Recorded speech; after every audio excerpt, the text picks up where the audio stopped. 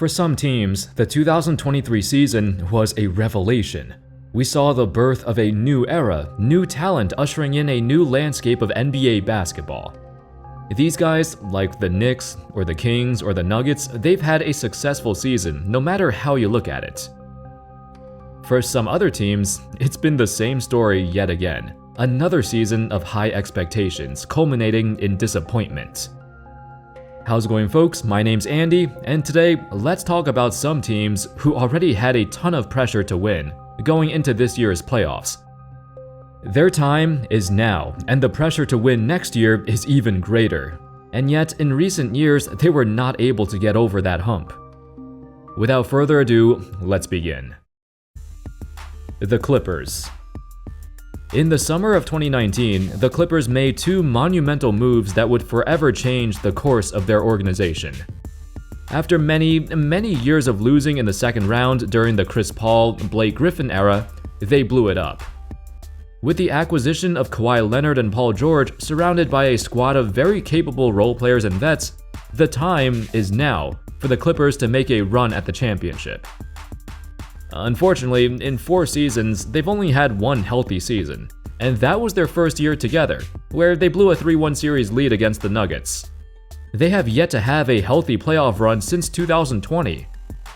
Kawhi tore his ACL in the 2021 playoffs. He missed an entire year, so he missed the 2022 playoffs as well. And then, when he got back and looked better than ever in 2023, he tore his meniscus after 2 playoff games. It's been devastating, to say the least. It's looking like his knees will never be fully healed. In fact, the term healthy Clippers has become almost an oxymoron at this point. Every offseason, there's always some fans who are like, oh, a healthy Clippers team will be a force to be reckoned with. Except this imaginary, healthy Clippers team never happens. However, as this injury is not as serious as Kawhi's previous one, and George should be back as well, the Clippers should have another shot. In terms of contracts, Kawhi and PG are both signed for the 2023-24 season. But after that, they both have a player option for their final year. Both of them actually have the exact same contract, funny enough. Basically, time is running out. They essentially have one last chance to win it, or at least show that they're capable of staying healthy and making a deep playoff run, so Kawhi and PG would take their player option to stay. If neither of those things happen, if they get injured again or they lose early, this Clippers era will go down in history as a colossal failure. Even though with all these injuries, it was just an unfortunate circumstance. The Philadelphia 76ers. When you campaign all year for MVP and continue to talk about it and bring it up over and over again, you should expect the criticism to come with it if you don't live up to that MVP label. Another year and another second-round exit for the Sixers. But this time, it was especially traumatizing. Being up 3-2, having a lead in Game 6, and just completely floundering in the fourth quarter on your home floor, as their stars did not show up. And unfortunately, the Sixers have some tough decisions to make this offseason. For one, Harden most likely won't be back. But even with his contract off the books, the team is still over the salary cap, so they can't sign anyone substantial. They would essentially have to run it back with the same team, but without Harden. And with all his faults, he still was a major reason why Philly almost knocked out the Celtics. On a positive note, Tobias Harris's deal will finally be done by the 2024 offseason, so they'll finally have some cap space to make moves, but it won't be as much as you think. Assuming the Sixers keep Tyrese Maxey, he'll get a maximum rookie extension that takes up 25% of the salary cap, and that's going to kick in starting in 2024. So even as the Harris contract goes off the books, Maxey's contract will start, so they'll still have very little space to work with. By that point, they won't have enough room to sign another max-level star, so they'll have to rely on role players and the natural development of their young players to build around Embiid. Of course, Embiid himself shoulders a lot of the blame as well. Out of all players who led the league in scoring during the regular season, Embiid has had the biggest drop-off in points per game in the playoffs. In fact, there's only been 2 times in NBA history when the scoring leader was not top 10 in points a game in the playoffs. Embiid in 2022 and Embiid in 2023. Injuries have played a role, but he's basically been injured in every postseason of his career so far. Is he unlucky? Or is his body just not able to hold up for an entire year? Regardless, with the Sixers' recent collapses in the playoffs, there's more pressure on them to win than any other team in the league. Maybe not even win the title, but just an appearance in the finals or even the conference finals would be an accomplishment. The Phoenix Suns. 2 years ago, the Phoenix Suns reached the NBA Finals, had a 2-0 lead in the finals, before losing 4 straight and throwing away probably their best chance at a title they'll ever have from now on. In that playoff run, a ton of players were injured. Every team they beat in the playoffs were missing either their main star or their secondary star. However, because they were so close to winning it, the expectations have gotten much higher.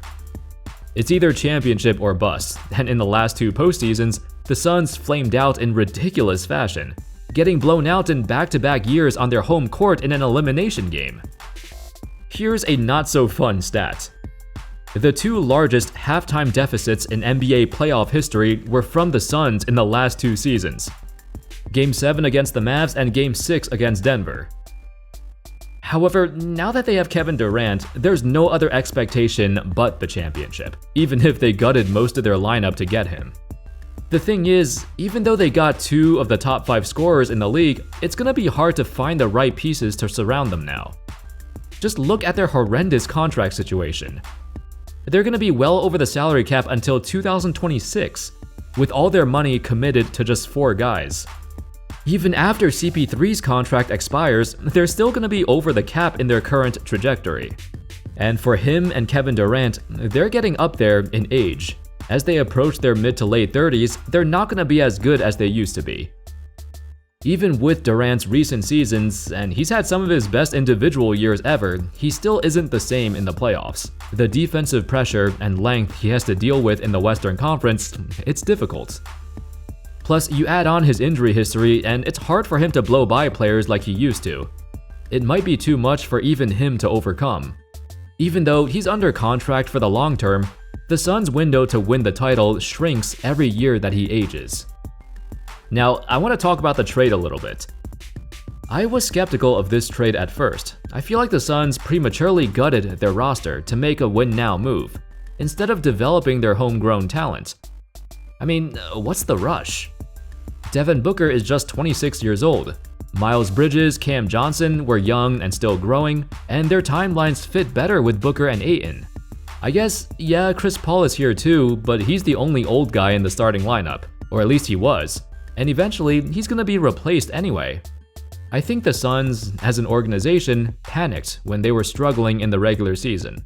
So when they saw this opportunity to get Durant, they jumped on it immediately. Now, they are in a rush. They got a very short window to contend. Overall, this team, they got a very thin roster, like no depth whatsoever, and their core is set in stone for the foreseeable future. Of course, they're not going to rule out any trades, which certainly might happen if things don't go the right way. The Boston Celtics. The good old Boston Celtics. Since 2017, they've made at least the conference finals in 5 different years. With very strong, very well-rounded rosters from top to bottom, a great mix of all-stars and role players who've always kept them competitive as the years went by. And this year, after the Milwaukee Bucks lost in the first round, they should have been the favorites to reach the finals once again. However, their path to get there has been rocky, to say the least. At the moment I'm making this video, the Celtics are currently down 3-2 to the Miami Heat, trying to climb out of a 3-0 hole and possibly be the first team to ever do so. Either way, this team has been dominant for years, but they just haven't been able to get over the hump yet, and nothing less but a championship will be considered a satisfactory season. You know that they'll definitely be back next year trying to fight it out again. But this roster is not set in stone either. It depends how they finish out the rest of the playoffs. It will determine whether or not Jaylen Brown will stay. So Brown, he's set to be an unrestricted free agent in the summer of 2024. So next season, his contract will be expiring. The thing is, in the case that he shows no signs of wanting to stay, you gotta trade him mid-season, right? To at least get something in return. You can't just let your all-star, your all-NBA player walk for nothing. Then again, you could also let him play out the rest of his contract next year and see if they win next season. And if they do win the title this year or next year, I think his chances of staying are a lot higher. There's been rumors of him wanting out regardless of the situation, but I don't know how true they are. Nobody knows. Anyway, that's all folks. Those were some NBA teams who are in desperation mode. Their expectations to win a title are higher than they've ever been before, but time is running out. In your thoughts, which one of these 4 teams do you think will be the first to win a title? Do you think any of them will? Thank you all so much for watching. I hope y'all enjoyed the video, and of course, as always, I'll see you next time. Peace.